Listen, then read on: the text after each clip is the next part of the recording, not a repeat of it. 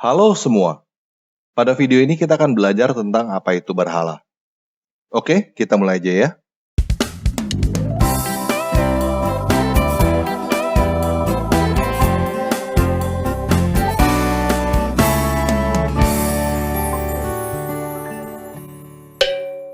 Nah, pertama kita mulai dengan Kejadian 1 ayat 1 dulu ya. Kejadian 1 ayat 1 dalam bahasa Ibrani tertulis seperti ini. Bereshit bara Elohim, et hasyamayim, ve et haaretz. Kejadian 1 ayat 1 diterjemahkan oleh Lai, menjadi pada mulanya Allah menciptakan langit dan bumi. Nah, kata Allah yang digunakan oleh Lai bukanlah nama. Allah di dalam bahasa Lai adalah kata benda yang mempunyai arti dewa, atau dewata, atau ilah. Allah juga bukan berarti Tuhan, karena Tuhan di dalam bahasa Lai mempunyai arti penguasa, gusti, majikan, junjungan, bos. Nah, kata El di dalam bahasa Ibrani adalah bentuk tunggal yang artinya setara dengan dewa. Sedangkan Elohim dalam bahasa Ibrani adalah bentuk jamak yang artinya setara dengan dewata. Kata El atau dewa itu mempunyai dua makna. Yang pertama adalah sesuatu yang dianggap mempunyai kekuatan luar biasa. Yang kedua adalah sesuatu yang sangat dipuja, atau idola. Itulah sebabnya bahasa Inggrisnya berhala adalah idolatry, artinya pengidolaan. Imamat 26 ayat 1 terjemahan NIV, King James, dan bahasa Inggris lainnya menggunakan jangan membuat idols, jangan membuat idola-idola. Nah, apakah idols atau idola ini adalah kata yang sama dengan American Idol atau Indonesian Idol? Ya, itu adalah kata yang sama. Idols, idola. Lai menerjemahkan Imamat 26 ayat 1, janganlah kamu membuat berhala bagimu. Maknanya adalah, janganlah kamu membuat idola. Setiap orang yang mengidolakan seseorang atau sesuatu, memuja, atau berusaha menjadi seperti idolanya itu, atau berusaha untuk bersama-sama dengan idolanya itu. Oleh sebab itu, kita harus bertobat dan kembali dari jalan kita yang salah. Kita seharusnya hanya punya satu dewa yang kita idolakan, yaitu Yahweh yang turun ke dunia sebagai manusia untuk menyelamatkan kita. Hubungan kita dengan satu dewa ini adalah hubungan dalam ikatan perjanjian yang kita kenal dengan sebutan perjanjian lama bagi Israel aja, dan perjanjian baru bagi Israel dan non-Israel. Ikatan perjanjian ini setara dengan ikatan perkawinan, yaitu perjanjian untuk saling mencintai dan saling setia. Itu sebabnya, jika kita punya idola lain, jika kita punya berhala, hal itu seperti berselingkuh atau berkhianat bagi dia. Nah, mungkin kamu yang mendengarkan apa yang saya jelaskan akan bertanya-tanya, masa sih sekeras itu? Masa sih mempunyai idola sama dengan berhala? Saya mau katakan begini, ya, ini adalah penjelasan tanpa ragi, tanpa dibesar-besarkan, apa adanya. Kita seharusnya hanya punya satu idola, yaitu Yesus Kristus yang telah memberikan nyawanya supaya kita bisa hidup. Dia adalah satu-satunya yang seharusnya kita dengar dan kita ikutin. Ketika kita mendengar dan mengikuti idola lain, kita menjauh dari Yesus. Apakah hal itu menyakitkan hati dewa kita itu? Ya, kamu coba pikir aja sendiri. Dia memberikan nyawanya untuk kita, tetapi kita mendengarkan dan mengidolakan yang lain. Apakah dia mengampuni kita? Ya, dia mengampuni kesalahan kita yang itu juga. Seperti dia berkali-kali mengampuni bangsa Israel dari perselingkuhannya dengan dewa-dewa lain. Namun, bukan berarti kita tidak menerima konsekuensi atas apa yang kita lakukan. Ketika kita mempunyai idola lain, kita dikuasai oleh idola lain itu. Kita diperbudak, diperkosa, dan dibuli habis-habisan. Apakah dia akan menyelamatkan kita dari idola lain itu? Dia sudah memperingatkan kita jauh sebelum kita jatuh ke idola lain. Dan dia memberikan kita kebebasan untuk melakukan hal itu. Idola lain itu tidak mampu merebut paksa kita dari tangan dia. Idola lain itu hanya bisa membujuk rayu. Jadi, jika kita mengikuti idola lain, itu adalah pilihan kita sendiri dengan segala konsekuensinya, termasuk diperbudak, diperkosa, dan dibuli habis-habisan. Yuk kita baca Yeskiel 16 dengan posisi kita sebagai Yerusalem yang dimaksud. Lalu datanglah perkataan Yahweh kepadaku, "Hai anak manusia, beritahukanlah kepada Yerusalem perbuatan-perbuatannya yang keji, dan katakanlah, beginilah perkataan penguasa Yahweh kepada Yerusalem. Asal dan kelahiranmu ialah dari tanah Kanaan. Ayahmu ialah orang Amori, dan ibumu orang Heti. Kelahiranmu begini, waktu engkau dilahirkan, pusatmu tidak dipotong, dan engkau tidak dibasuh dengan air supaya bersih. Juga dengan garam pun engkau tidak digosok, atau dibendungi dengan lampin. Tidak seorang pun merasa sayang kepadamu, sehingga diperbuatnya hal-hal itu kepadamu dari rasa belas kasihan. Malahan kau dibuang ke ladang, oleh karena orang pandang enteng kepadamu pada hari lahirmu. Maka aku lalu dari situ, dan kulihat engkau menendang-nendang dengan kakimu sambil berlumuran darah. Dan aku berkata kepadamu dalam keadaan berlumuran darah itu, engkau harus hidup, dan jadilah besar seperti tumbuh-tumbuhan di ladang. Engkau menjadi besar, dan sudah cukup umur, bahkan sudah sampai pada masa mudamu. Maka buah dadamu sudah montok, rambutmu sudah tumbuh, tetapi kamu dalam keadaan telanjang bugil. Maka aku lalu dari situ, dan aku melihat engkau. Sungguh, engkau sampai pada masa cinta birahi. Aku menghamparkan kainku kepadamu, dan menutupi auratmu. Dengan sumpah aku mengadakan perjanjian dengan engkau. Demikianlah perkataan penguasa Yahweh. Dan dengan itu, engkau aku punya.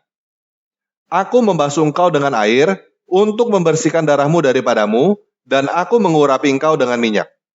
Aku mengenakan pakaian berwarna-warna kepadamu, dan memberikan engkau sandal-sandal dari kulit lumba-lumba, dan tutup kepala dari lenan halus, dan selendang dari sutra. Dan aku menghiasi engkau dengan perhiasan-perhiasan, dan mengenakan gelang pada tanganmu, dan kalung pada lehermu. Dan aku mengenakan anting-anting pada hidungmu, dan anting-anting pada telingamu, dan mahkota kemuliaan di atas kepalamu. Dengan demikian kau menghiasi dirimu dengan emas dan perak. Pakaianmu lenan halus dan sutra dan kain berwarna-warna. Makananmu ialah tepung yang terbaik, madu dan minyak, dan engkau menjadi sangat cantik, sehingga layak menjadi ratu. Dan namamu termasuk di antara bangsa-bangsa karena kecantikanmu, sebab sempurna adanya oleh karena semarak perhiasan yang kuberikan kepadamu. Demikianlah perkataan penguasa Yahweh. Tetapi engkau mengandalkan kecantikanmu, dan engkau seumpama bersundal dengan menganggarkan ketermasyuranmu, dan engkau menghamburkan persundalanmu kepada setiap orang yang lewat. Engkau mengambil pakaian-pakaianmu untuk membuat bukit-bukit pengorbanan berwarna-warni, dan engkau bersundal di situ, seperti belum pernah terjadi dan tidak akan terjadi lagi. Engkau mengambil juga perhiasan-perhiasanmu yang dibuat dari emasku dan perakku yang kuberikan kepadamu, dan engkau membuat bagimu patung-patung lelaki, dan engkau bersundal dengan mereka. Engkau mengambil pakaianmu yang berwarna-warni untuk menutupi mereka, dan engkau mempersembahkan kepada mereka minyakku dan ukupanku. Juga makananku yang kuberikan kepadamu. Tepung yang terbaik, minyak dan madu kuberikan kepadamu, engkau persembahkan kepada mereka menjadi persembahan yang harum. Demikianlah perkataan penguasa Yahweh. Bahkan, engkau mengambil anak-anakmu lelaki dan perempuan yang engkau lahirkan bagiku, dan mempersembahkannya kepada mereka menjadi makanan mereka. Apakah persundalanmu ini masih perkara enteng? Bahwa engkau menyembelih anak-anakku dan menyerahkannya kepada mereka dengan mempersembahkannya sebagai korban dalam api. Dalam segala perbuatan-perbuatanmu yang keji dan persundalanmu itu, engkau tidak teringat lagi pada masa mudamu, waktu engkau telanjang bugil sambil menendang-nendang dengan kakimu dalam lumuran darahmu. Dan sesudah segala kejahatanmu itu, celakalah, celakalah engkau. Demikianlah perkataan penguasa Yahweh. Engkau membangun bagimu tempat yang tinggi, dan membuat bagimu bukit pengorbanan di tiap-tiap tanah lapang. Pada setiap persimpangan jalan, engkau membangun bukit pengorbanan, dan menjual kecantikanmu menjadi kekejian, dengan merenggangkan kedua pahamu bagi setiap orang yang lewat, sehingga persundalanmu bertambah-tambah. Engkau bersundal dengan orang Mesir, tetanggamu si aurat besar itu, sehingga persundalanmu bertambah-tambah, yang menimbulkan sakit hatiku. Lihat, aku telah melawan engkau, dan telah mengurangi bagianmu, dan menyerahkan engkau kepada kesewenang-wenangan orang yang membenci engkau, yaitu perempuan-perempuan Filistin yang merasa malu melihat tingkah lakumu yang mesum itu. Engkau bersundal juga dengan orang Asyur, oleh karena engkau belum merasa puas. Ya, Engkau bersundal dengan mereka, tapi masih belum merasa puas. Engkau memperbanyak lagi persundalanmu dengan negeri perdagangan Kasdim, tetapi dengan itu juga engkau belum merasa puas. Betapa besarnya hawa nafsumu itu. Demikianlah perkataan penguasa Yahweh. Engkau yang melakukan segala-galanya ini, yaitu perbuatan perempuan sundal jahanam, yang membangun tempatmu yang tinggi pada setiap persimpangan jalan, dan membuat bukit pengorbananmu di tiap-tiap tanah lapang. Tetapi engkau tidak seperti sundal biasa, oleh karena engkau menolak upah sundal. Hai istri yang berzina, yang memeluk orang-orang lain ganti suaminya sendiri. Kepada semua perempuan sundal, orang memberi upah. Tetapi engkau sebaliknya. Engkau yang memberi hadiah umpan kepada semua orang yang mencintai engkau sebagai bujukan, supaya mereka dari sekitarmu datang kepadamu untuk bersundal. Maka dalam persundalanmu, engkau adalah kebalikan dari perempuan-perempuan yang lain. Bukan orang yang mengejar engkau hendak bersundal, tetapi engkau yang memberi upah persundalan, sedang engkau tidak diberi apa-apa. Itulah kebalikannya padamu. Oleh karena itu, hai perempuan sundal, dengarkanlah perkataan Yahweh. Beginilah perkataan penguasa Yahweh. Oleh karena engkau menghamburkan kemasumanmu, dan auratmu disingkapkan dalam persundalanmu, dengan orang-orang yang mencintaimu, dan dengan berhala-berhalamu yang keji, dan oleh karena darah anak-anakmu yang kau persembahkan kepada mereka. Sungguh, oleh karena itu, aku akan mengumpulkan semua kekasihmu, yaitu yang merayu hatimu, baik yang kau cintai maupun yang kau benci. Aku akan mengumpulkan mereka dari sekitarmu untuk melawan engkau, dan aku akan menyingkapkan auratmu di hadapan mereka, sehingga mereka melihat seluruh kemaluanmu. Aku akan menghakimi engkau seperti orang menghakimi perempuan-perempuan yang berzina dan menumpahkan darah, dan aku akan melampiaskan atasmu murka dan kecemburuanku. Aku akan menyerahkan engkau di dalam tangan mereka, dan mereka akan meruntuhkan tempatmu yang tinggi dan merusak bukit-bukitmu. Mereka akan menelanjangi engkau, akan merampas perhiasan-perhiasanmu, dan membiarkan engkau telanjang bugil. Mereka akan menyuruh bangkit sekumpulan orang melawan engkau, yang melempari engkau dengan batu dan memancung engkau dengan pedang-pedang mereka. Mereka akan membakar rumah-rumahmu dan menjatuhkan hukuman kepadamu di hadapan banyak perempuan. Dengan demikian aku membuat engkau berhenti bersundal, dan upah sundal tidak akan kau berikan lagi. Demikianlah aku melampiaskan murkaku kepadamu, sehingga cemburuku reda kembali. Barulah aku merasa tenang dan tidak sakit hati lagi. Oleh karena engkau tidak teringat lagi kepada masa mudamu, tetapi dengan semuanya ini membuat aku gemetar kemarahan. Sungguh, aku juga akan menimpakan kelakuanmu atas kepalamu. Demikianlah perkataan penguasa Yahweh.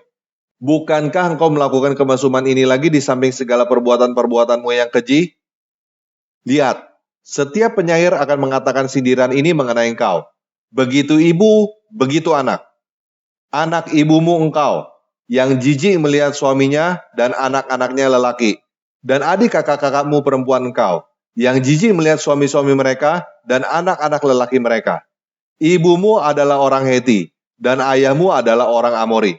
Kakakmu yang tertua adalah Samaria, yang beserta anak-anak perempuan diam di sebelah utaramu. Dan kakakmu yang termuda adalah Sodom, yang beserta anak-anaknya perempuan diam di sebelah selatanmu.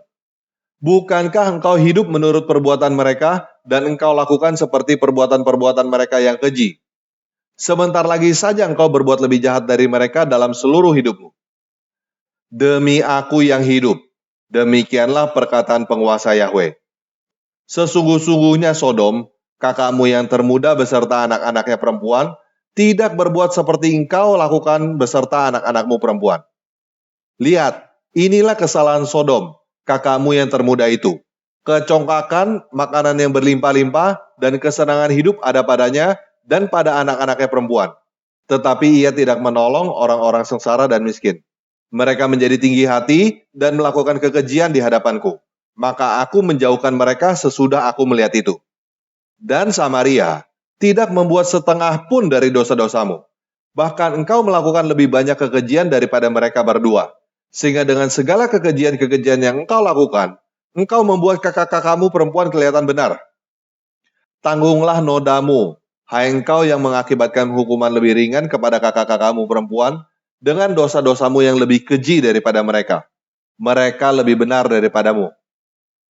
Biarlah engkau merasa malu dan tanggunglah nodamu. oleh karena engkau membuat kakak-kakakmu perempuan kelihatan benar. Tetapi aku akan memulihkan keadaan mereka, baik keadaan Sodom bersama anak-anaknya perempuan, maupun keadaan Samaria bersama anak-anaknya perempuan. Dan juga aku akan memulihkan keadaanmu di tengah-tengah mereka, supaya engkau menanggung nodamu, dan supaya engkau merasa malu karena segala perbuatanmu, sehingga engkau menjadi penghiburan bagi mereka. Mengenai kakak-kakakmu, Sodom bersama anak-anaknya perempuan akan dipulihkan ke dalam keadaannya semula.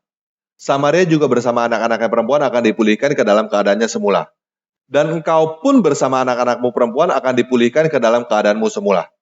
Bukankah Sodom, kakakmu yang termuda, menjadi buah bibirmu pada masa kecokakanmu, sebelum kejahatanmu menjadi nyata, seperti saat ini engkau diaibkan oleh anak-anak perempuan Edom, dengan semua yang di sekitarnya, dan anak-anak perempuan Filistin yang menghina engkau di sekitarmu? Kemesumanmu dan perbuatan-perbuatanmu yang keji harus engkau tanggung. Demikianlah perkataan Yahweh. Sebab beginilah perkataan penguasa Yahweh. Aku akan melakukan kepadamu seperti yang kau lakukan, yaitu engkau memandang ringan kepada sumpah dengan mengingkari perjanjian. Tetapi aku akan mengingat perjanjianku dengan engkau pada masa mudamu, dan aku akan meneguhkan bagimu perjanjian yang kekal.